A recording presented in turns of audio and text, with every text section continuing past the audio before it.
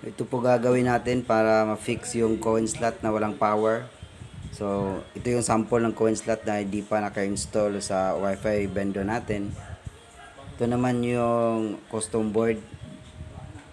So, mula sa taas, dapat po, mula rito,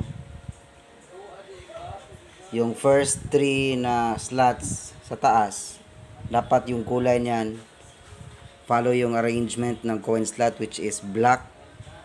So, first, black yung nauna na butas, followed by red yung pangalawa, at saka white yung pangatlo na butas. So yung first 3 holes na nasa taas ng ng custom board natin, dapat doon ilagay yung black, red, tsaka white mula sa likod ng coin slot. So kailangan po natin i-reconnect yan kung nawala ng power, or halimbawa kailangan nating i-disconnect or reconnect ulit. So unang ilalagay yung black na color. So yan, gamit tayo ng maliit na screwdriver, ganito kalaki, kasi siya lang yung magkakasya dito eh. Yan, siya lang yung magkakasya. So kailangan po natin pihitin papunta sa left hanggang sa ayaw na po niya umikot. So yung tatlo, yan po yung gagawin natin, yung first na tatlong butas. Turn left po hanggang sa ayaw niya umikot para bumaba yung yung lock niya. So yan, bumaba na po yan. So unang ilalagay natin is yung color black. So yan, ipapasok po sa butas.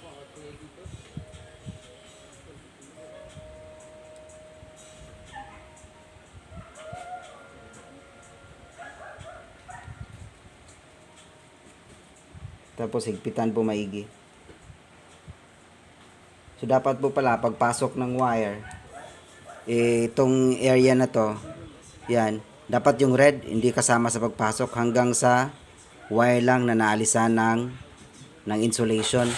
So hanggang doon lang ipapasok, hanggang dito lang. Huwag na isama tong red.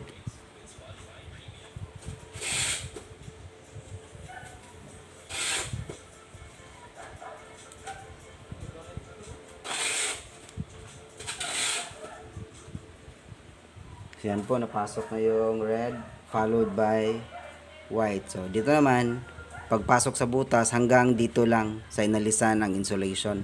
Huwag nang isama yung white.